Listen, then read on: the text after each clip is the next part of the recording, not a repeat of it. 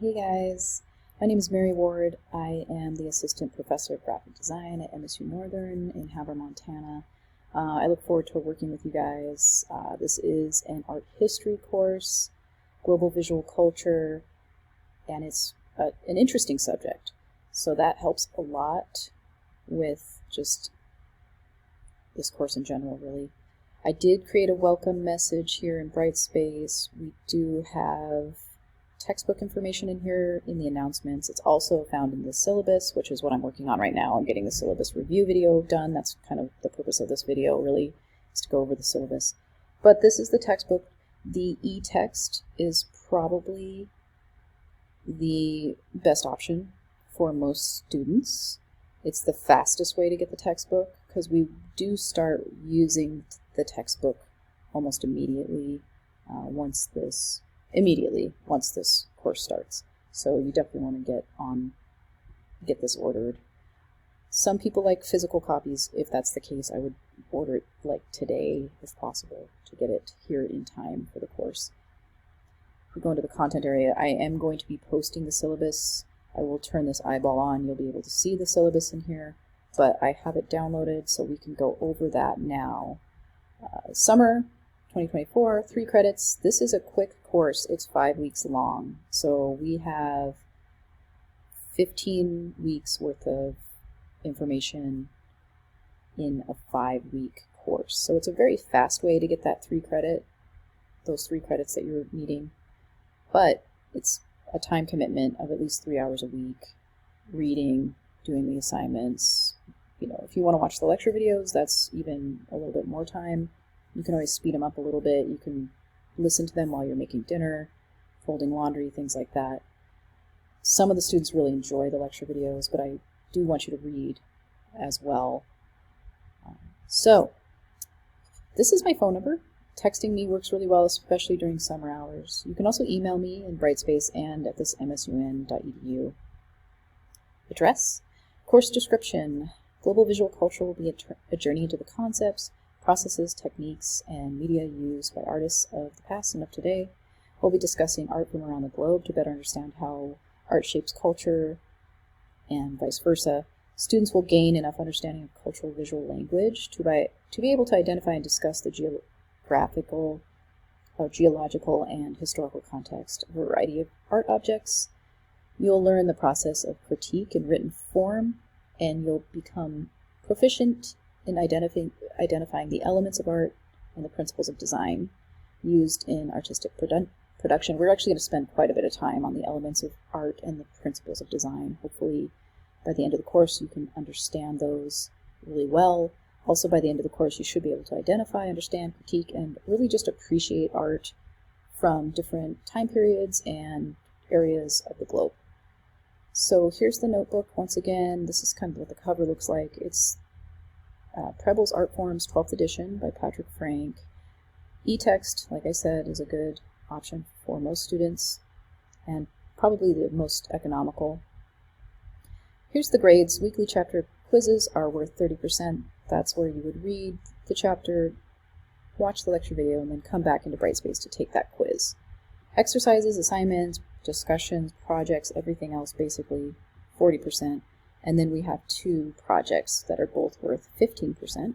This one has an option of either going to an art gallery or visiting an artist studio, but you have to know an artist to be able to do the artist studio option. So if you don't know an artist that has an artist studio, you can always visit an art gallery.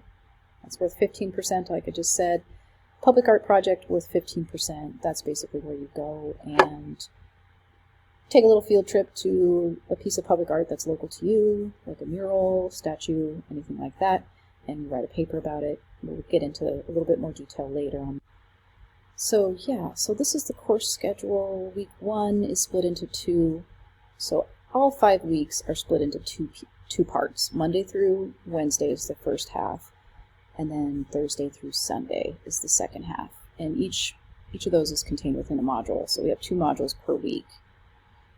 So since the module, like the first half of the week is shorter, it's usually just 1 chapter and then 2 chapters in the second half of the week, typically.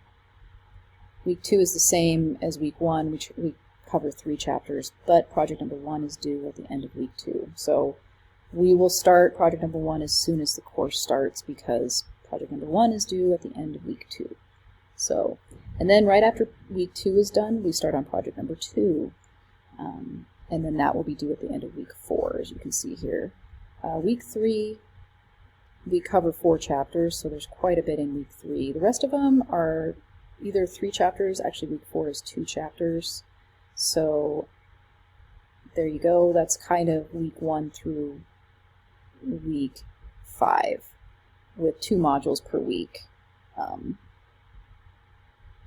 Letter grades are fairly straightforward here. You can see this.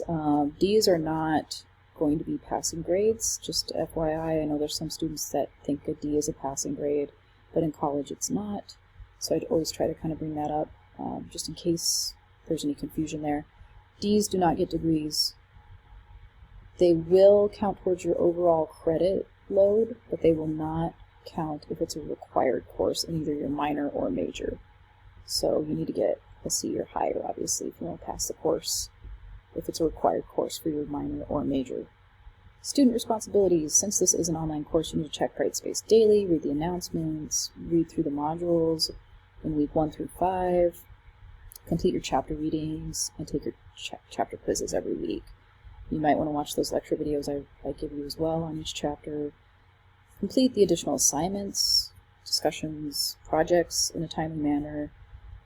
We have 2 major projects worth 15% of the overall grade, so make sure you do well on those. Do not fall behind, especially in this course, because it is a 5-week course. So if you fall behind, you will have a very hard time catching up, and I'll tell you that just because I've seen it.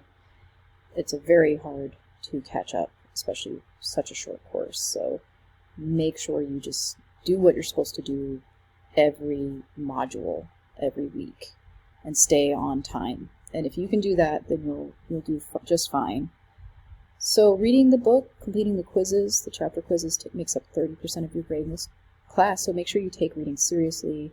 Watch the lecture videos, they will help reinforce the reading. The reading is still required because I don't cover everything in my chapter videos, but I cover most things.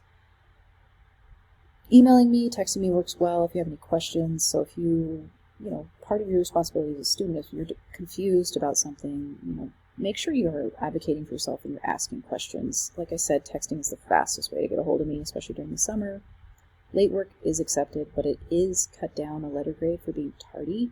The second week that passes, you drop another letter grade. After 21 days, I no longer accept late work. That's 3 weeks.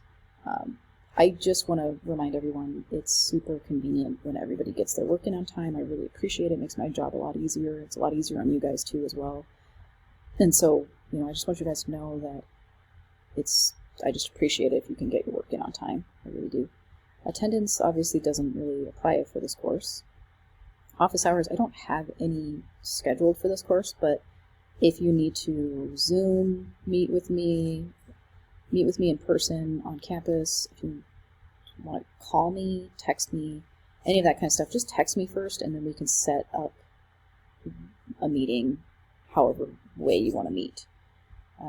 I'm really flexible with that. Just make sure you text me, include your name. Here's the Academic Integrity Misconduct Code, the accessibility statement. If you want to get tested for any kind of learning disability, Jonna can help you with that.